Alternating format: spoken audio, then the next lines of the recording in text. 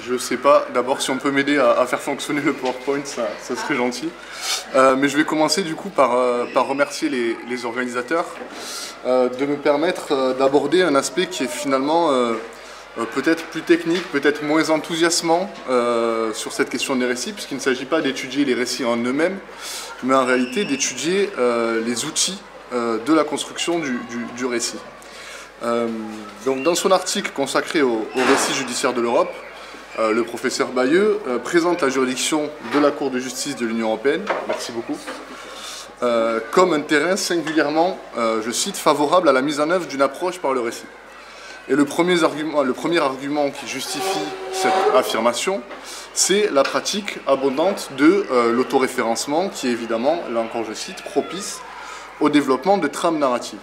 Et ce phénomène spécifique d'autoréférencement dans la jurisprudence de la Cour de justice de l'Union européenne trouve un écho particulier dans le champ de la linguistique à travers le concept d'intertextualité.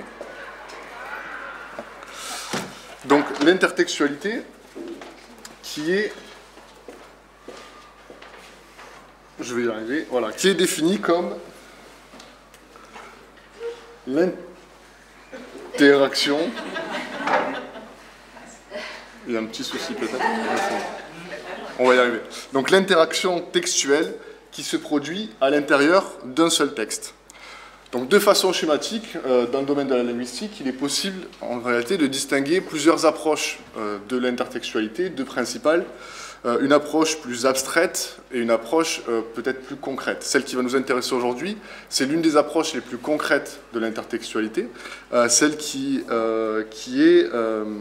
correspond à la typologie qui est proposée par le professeur Genette.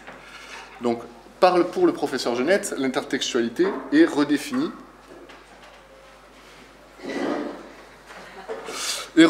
donc comme une relation de coprésence entre deux ou plusieurs textes, c'est-à-dire édétiquement et le plus souvent par la présence effective d'un texte dans un autre. Donc le professeur Genette va déplacer l'étude de l'intertextualité comme phénomène diffus et global vers une analyse des pratiques intertextuelles, qui sont des pratiques narratives. Et ce sont donc ces modalités concrètes de la présence effective d'un texte dans un autre, qui correspondent donc à plusieurs pratiques, plusieurs techniques. Là, ça va trop vite, pardon. À savoir, pour les exemples les plus emblématiques, la citation et la référence, mais aussi l'allusion, le plagiat, la parodie ou le pastiche. Alors, évidemment, l'intertextualité judiciaire sera beaucoup plus restreinte. On trouve rarement de la parodie ou du pastiche dans les décisions judiciaires, encore que, on pourra en discuter. Mais ce sera essentiellement donc, la citation et la référence qui vont nous intéresser.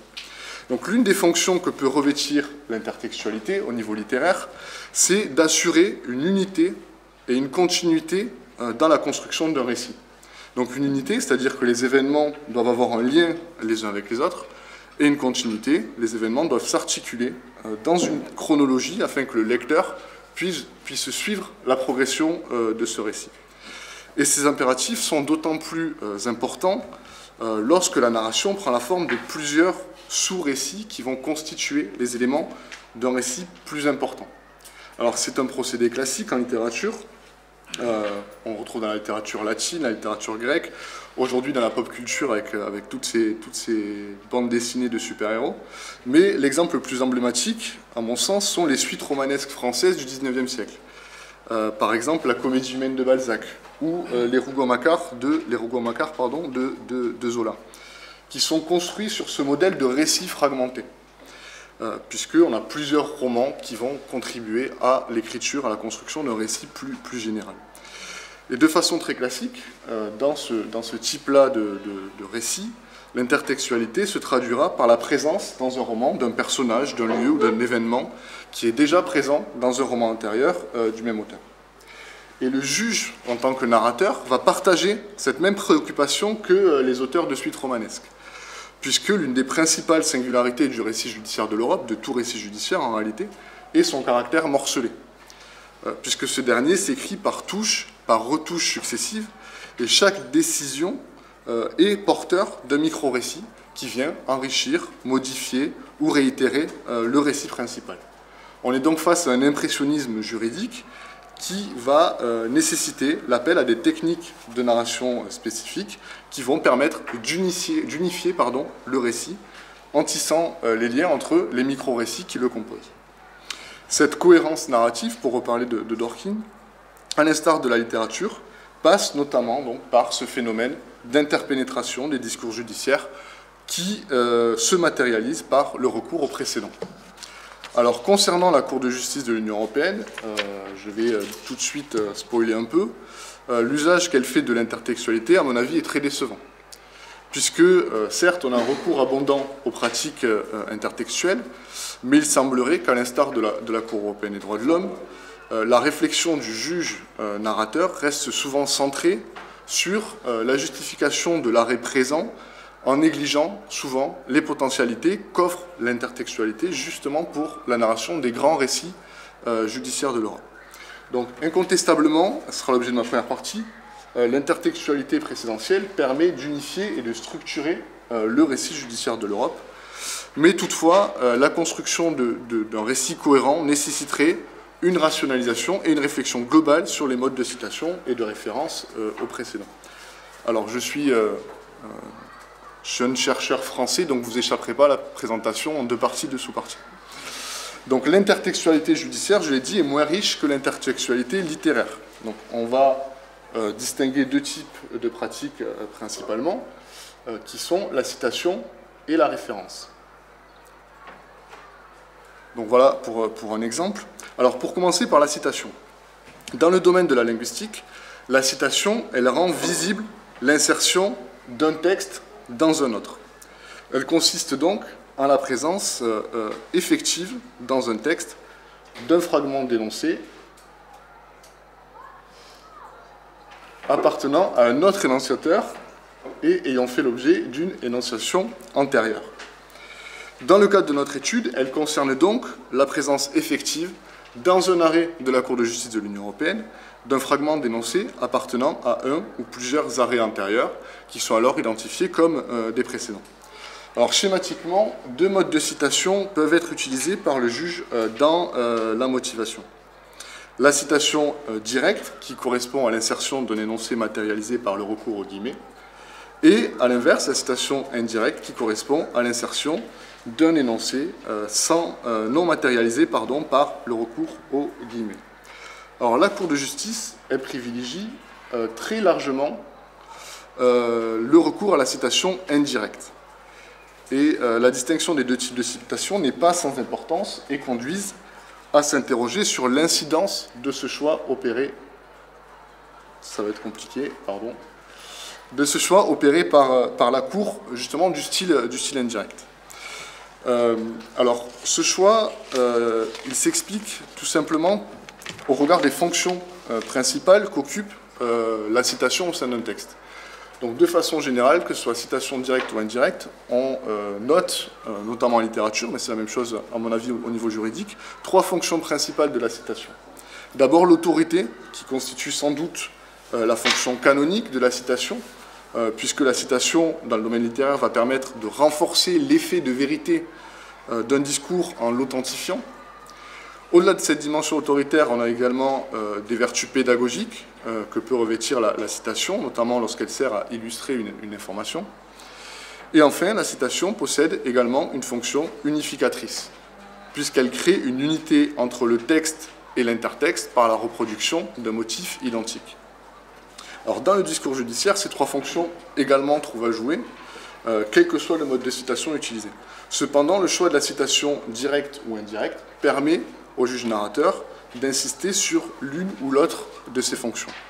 Et en l'occurrence, contrairement à la citation directe, qui fait apparaître l'extériorité de l'intertexte par l'utilisation des guillemets, la citation indirecte, elle, est fondée sur le mélange, sur la fusion des deux voix. Le juge second et le juge premier semblent s'exprimer à l'unisson, ce qui préserve l'image d'une continuité de la jurisprudence et la fiction aussi dont on parlait de l'unité institutionnelle de la Cour.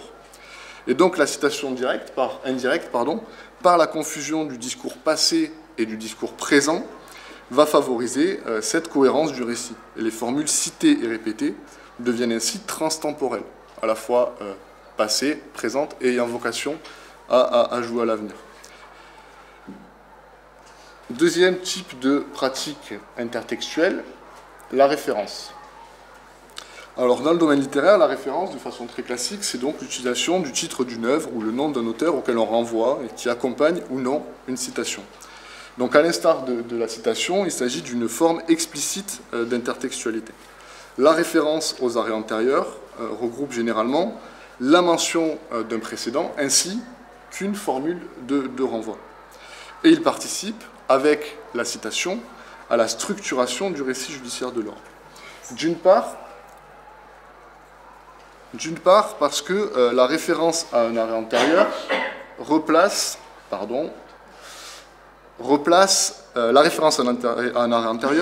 le discours présent dans la chronologie, dans la structure du récit judiciaire. Puisque ainsi une ligne jurisprudentielle par la référence, et une ligne jurisprudentielle est créée par le juge, et les références vont permettre la construction d'un réseau de précédents, et ainsi offrir au lecteur la possibilité de constater la continuité ou au contraire la rupture du récit. Donc au-delà de la fonction pédagogique, elles revêtent une fonction de légitimation. Leur présence, la présence de la référence, témoigne de la cohérence narrative recherchée par la Cour de justice. Les arrêts mentionnés vont constituer des points de repère, des jalons narratifs qui vont ancrer le récit judiciaire et informer le lecteur sur sa construction. D'autre part, ces repères narratifs sont articulés par l'utilisation fréquente de formules de renvoi.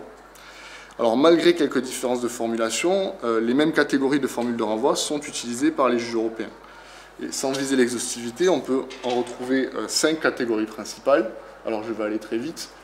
Des formules de renvoi qui sont très neutres, donc aucune formule ou simplement voir, qui suppose que le discours actuel est la simple répétition du discours antérieur, ne fait que perpétuer le récit existant. Les formules quantitatives, voire notamment, voire parmi d'autres exemples, voire et la jurisprudence citée, qui indiquent que ces précédents cités ne sont que des exemples parmi de nombreux autres précédents ayant étayé la règle de droit ou le principe ou l'affirmation indiquée. Elles informent donc le lecteur de la constance et de la répétition de cette position. Et puis l'analogie, l'opposition. J'attire juste votre attention sur la contradiction, puisqu'il me semble que l'utilisation de ces formules de renvoi est inexistante dans la Cour de justice de l'Union européenne, alors en tout cas pour ce que j'ai pu en observer, contrairement à la Cour européenne des droits de l'homme. Et ça peut s'expliquer parce que justement ces formules de contradiction, alors la Cour européenne des droits de l'homme utilise par exemple « voire cependant », elle indique que le précédent mentionné s'oppose totalement ou partiellement à la règle de droit énoncée dans le texte. Et donc leur présence est l'aveu judiciaire d'une rupture dans le récit. Et ce qui constitue sans doute la raison de leur quasi-absence dans la jurisprudence de la Cour de justice de l'Union européenne. Concernant donc le deuxième point, cette intertextualité, donc on voit que ce recours à l'intertextualité précédentielle peut constituer un fabuleux instrument pour le juge qui souhaite narrer le récit de l'Europe. Elle contribue à l'unification d'un récit éclaté, puisqu'écrit à la chaîne à l'occasion de différentes affaires examinées. Pourtant, il est nécessaire, pour permettre la lisibilité de ce récit judiciaire, d'ordonner et de structurer cette utilisation de l'intertextualité. Alors formellement, le recours à l'intertextualité doit répondre à 3 exigences pour que ces différentes finalités soient atteintes. D'abord, le recours à l'intertextualité, l'intertexte cité doit être utile au raisonnement proposé et son utilisation le plus fidèle possible au texte d'origine. Ensuite, deuxièmement, la formule de renvoi utilisée doit être pertinente et refléter exactement la relation liant le texte et l'intertexte. Et enfin, l'arrêt antérieur, pris en référence, doit être pourvu d'une certaine autorité dont témoigne sa répétition et qui se fonde notamment sur les vertus pédagogiques de sa motivation. Alors l'impression qui est donnée par l'analyse de la jurisprudence de la Cour de justice est celle d'une prise en compte très inconstante de ces différents aspects. Il y a 3 défauts principaux, à mon sens, dans la jurisprudence de la Cour. Le premier, que je ne vais pas approfondir aujourd'hui, c'est l'excès de citation. Et l'excès aussi, on a parlé du recours à la pratique du copier-coller, qui nuit clairement à la clarté du raisonnement mené par le juge, du discours mené par le juge et donc à la lisibilité du récit. Le second défaut, qui est peut-être moins fréquent mais tout aussi problématique, c'est l'utilisation trompeuse des précédents. Et à titre d'exemple, une citation peut être volontairement tronquée ou modifiée, ce qui va ainsi fonder un raisonnement nouveau, tout en donnant au lecteur l'apparence d'une continuité dans le récit. Alors, sans entrer dans le détail de ce qui constitue quand même avant tout une anomalie, et voilà, hop. On a par exemple un premier exemple d'utilisation trompeuse des citations, enfin à mon sens, parce qu'il y a quand même une part de subjectivité évidemment dans ce qu'on considère être une utilisation trompeuse ou non, c'est la décontextualisation. Puisque dans le récent arrêt Thiébès, donc rendu par la Grande Chambre, concernant la perte de la nationalité d'un État membre et par conséquent de la citoyenneté de l'Union, la juridiction luxembourgeoise va inclure dans son discours une citation qui est totalement décontextualisée et issue du célèbre arrêt Rothman. Décontextualisée puisque dans l'arrêt Rothman, la question était très différente puisqu'il s'agissait de manœuvres frauduleuses, de perte de la nationalité liées à des manœuvres frauduleuses de la part du citoyen visé. Et cette décontextualisation, cette utilisation trompeuse, va avoir aussi des conséquences normatives, puisqu'elles vont conduire à l'extension du principe selon lequel il est légitime pour un État membre de vouloir protéger le rapport de solidarité et de loyauté entre lui-même et ses ressortissants, sans que cette extension ne soit justifiée. Et de même, dans l'arrêt Commission contre Grèce, on a cette fois-ci pas une décontextualisation, mais une réécriture pure et simple, d'un considérant de principe issu de deux arrêts antérieurs qui conduit le juge, alors par erreur, enfin, je ne peux pas le dire, mais à remettre en cause le principe de l'effet relatif de la déclaration d'illégalité. Donc on voit bien que cette utilisation trompeuse, elle va avoir aussi pour conséquence de créer des récits, des discours peut-être parallèles. Le troisième défaut, le dernier mais pas le moindre, c'est malheureusement beaucoup plus fréquent, c'est la citation d'un même principe qui peut être accompagné au fil des arrêts de références à des précédents tout à fait différents. Et donc l'arrêt de principe est oublié au profit de simples arrêts d'application, et ce qui peut être plus gênant, qui sont parfois non publiés au recueil. Alors cette situation est pour le moins déroutante pour le lecteur et nuit à l'unité du récit. La doctrine qui s'est penchée sur cette question, beaucoup d'auteurs concluent tout simplement que le précédent choisi peut être tout à fait hasardeux, ce qui est quand même gênant quand on veut justement construire un récit et créer un récit judiciaire. Parfois, on trouve une explication, vous l'avez évoqué tout à l'heure, mais qui est pas non plus très convaincante. Alors, des petits exemples peut-être amusants, où on constate qu'on va citer sur une question qui est pourtant assez classique et tranchée depuis de nombreuses années, on va citer un arrêt tout à fait récent, non publié au recueil, donc on se demande pourquoi, et on s'aperçoit simplement que le juge rapporteur est le même dans les deux affaires. Et qu'en réalité, c'est de la même façon que c'est le dernier arrêt récent rendu dans le même domaine. Et donc, le choix du précédent cité ne répond pas du tout à cette volonté de construire un récit, d'ancrer un récit, mais simplement, c'est peut-être l'arrêt que le juge rapporteur avait en tête au moment où il a écrit sa motivation. Alors qu'il soit hasardeux ou partial, le choix du précédent auquel le juge fait référence crée inévitablement une confusion dans le récit. Alors pour ce qui concerne le choix partial, je vais aller très vite parce que je pense que j'ai pris un peu de retard. C'est ça. On peut parler donc de la jurisprudence aussi sur l'effet direct oblique des directives, dans lequel la Cour ne cite pas l'arrêt de principe, qui est l'arrêt Foster, mais va citer un arrêt d'application, à savoir l'arrêt Cuso, pour justement présenter une autre lecture de l'arrêt de principe, pour se détacher de la lecture que faisait l'arrêt de principe. Et on va passer ainsi à une lecture alternative des critères de l'émanation de l'État, alors qu'à la lecture littérale de l'arrêt Foster, on pouvait peut-être se poser la question de la pertinence de cette lecture alternative.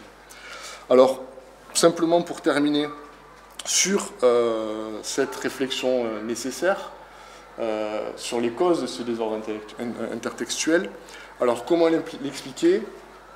l'explication que donne le professeur Laurent Coutron, notamment dans ses travaux, et que je trouve assez convaincante, c'est que les juridictions européennes peuvent avoir des difficultés, alors j'englobe du coup la CEDH, à assumer la force normative de leurs décisions, à assumer le fait qu'elles vont, dans le présent, finalement, se lier pour l'avenir. C'est cette volonté de réserver l'avenir qui va les conduire à maintenir une approche qui est très souvent casuistique et à mener un raisonnement qui va être essentiellement centré sur l'arrêt présent. Et donc les arrêts antérieurs sont choisis dans le but de reconstruire a posteriori un raisonnement justificatif, et l'utilisation de l'intertexte se limite donc à la motivation de l'affaire en l'espèce, sans projection finalement sur l'avenir ou le récit judiciaire global. Donc voilà, je vais m'arrêter là et je vous remercie pour votre attention.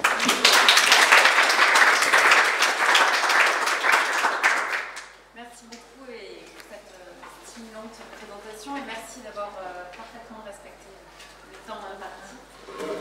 So now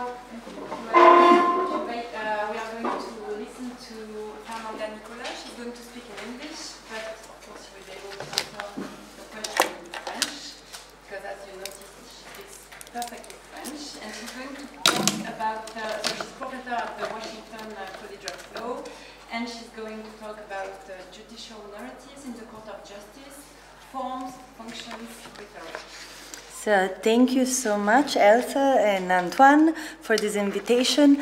Why I'm an Italian scholar who works in the United States, it's another story, but one of the issues that is relevant here, that I do come from a school of comparative law in Italy that is called, it was founded by Rodolfo Sacco, and his whole idea was the Derrida of law, and his idea was to deconstruct the law in a way that he called these legal formats that came from the interaction of language and law.